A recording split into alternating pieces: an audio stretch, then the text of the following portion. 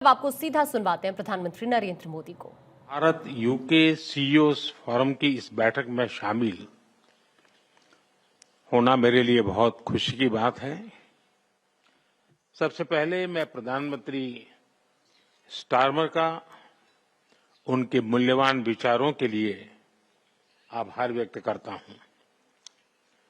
बीते वर्षों में आप सभी बिजनेस लीडर्स के निरंतर प्रयासों से ये forum Bharat UK strategic partnership के एक महत्वपूर्ण स्तंभ के रूप में उभरा है। अभी आपके विचारों को सुनकर मेरा विश्वास और गहरा हुआ है कि हम नेचुरल पार्टनर्स के रूप में और तेजी से आगे बढ़ेंगे और इसके लिए मैं आप सबका अभिनंदन करता हूं। फ्रेंड्स, मौजूदा वैश्विक अस्थिरता के बीच ये वर्ष भारत यूके संबंधों की स्थिरता बढ़ाने वाला रहा है, अभूतपूर्व रहा है। इस वर्ष जुलाई में मेरी यूके यात्रा के दौरान हमने comprehensive economic and trade agreement यानी सीटा पर हस्ताक्षर किए थे। इस ऐतिहासिक उपलब्धि के लिए मैं अपने मित्र प्राइम मिनिस्टर स्टारमर की प्रतिबद्धता को और उनके विजन को मैं हृदय से सराहना करता हूं, उनका अभिनंदन करता हूं। ये केवल एक ट्रेड समझौता नहीं बल्कि विश्व की दो बड़ी अर्थव्यवस्थाओं के बीच shared progress, shared prosperity and shared peoples का रोड मैप है। मार्केट एक्सेस के साथ साथ ये समझौता दोनों देशों में एमएसएमईज को बल देगा। इससे लाखों युवाओं के लिए रोजगार के नए द्वार भी खुलेंगे। साथियों, ये सीटा अपने पूरे पोटेंशियल को प्राप्त कर सके, इसके लिए मैं 4 नए आयाम इस सीटों को आपके बीच रखना चाहता हूं। ये मेरे सीटा के जो नए आयाम हैं, शायद इसको काफी ब्रॉड बेस देंगे। सी यानी कॉमर्स एंड इकोनॉमी, ई यानी education and people to people ties, T यानी टेक्नोलॉजी एंड इनोवेशन, ए यानी एस्पिरेशंस। आज हमारा द्विपक्षीय व्यापार लगभग $56 बिलियन है। हमने 2030 तक इसे 2 गुना करने का लक्ष्य रखा है। मुझे विश्वास है कि ये लक्ष्य हम समय से पहले ही हासिल कर सकते हैं। साथियों, आज भारत में पॉलिसी स्टेबिलिटी, प्रिडिक्टेबल रेगुलेशंस और लार्ज स्केल डिमांड है।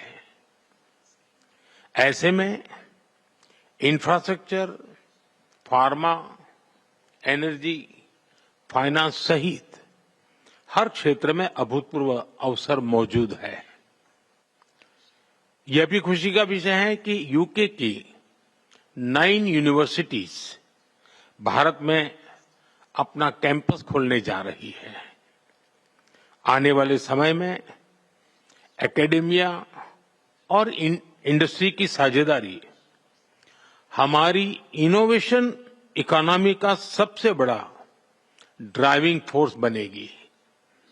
साथियों, आज telecom, AI, biotech, quantum, semiconductor, cyber और स्पेस जैसे क्षेत्रों में हमारे बीच सहयोग की अनगिनत नई संभावनाएं बन रही हैं।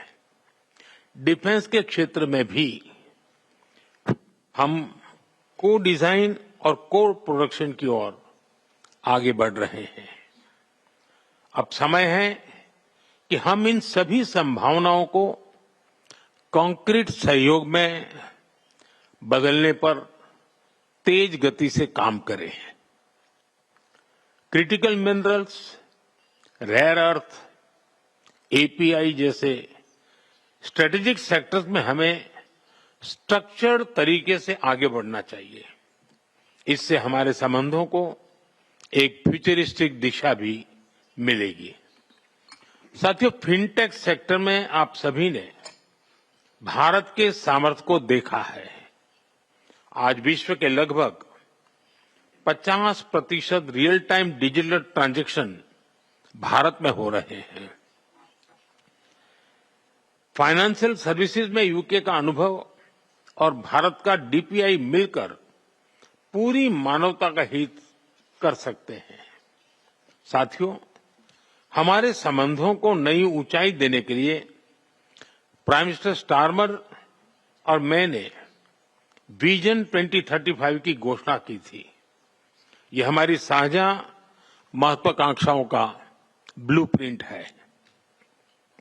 भारत और यूके जैसी ओपन डेमोक्रेटिक सोसाइटीज के बीच कोई भी क्षेत्र ऐसा नहीं है जिसमें हम सहयोग बढ़ा न सके। भारत का टैलेंट और स्केल और यूके की R&D और एक्सपर्टीज, ये कॉम्बिनेशन बड़े परिणाम लाने की क्षमता रखता है। इन एस्पिरेशंस और एम्बिशन को टारगेटेड और टाइम बाउंड तरीके से पूरा करने में आपका सहयोग और समर्थन अति महत्वपूर्ण है। फ्रेंड्स, आप में से अधिकतर कंपनियां भारत में पहले से ही मौजूद है। आज भारत की अर्थव्यवस्था में व्यापक रूप से रिफॉर्म किए जा रहे हैं।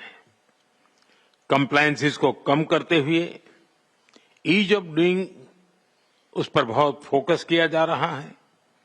हाल ही में हमने जीएसटी रिफॉर्म्स की घोषणा की है। इससे हमारे मिडिल क्लास एमएसएमईज की ग्रोथ स्टोरी को नई ताकत मिलेगी और आप सभी के लिए भी संभावनाएं बढ़ेगी। साथियों, इंफ्रास्ट्रक्चर विकास हमारे लिए प्राथमिकता का विषय है। हम नेक्स्ट जनरेशन फिजिकल इंफ्रास्ट्रक्चर में इन्वेस्ट कर रहे हैं। 2030 तक 500 गीगावाट की रिन्यूएबल एनर्जी के लक्ष्य की ओर हम तेजी से अग्रसर है।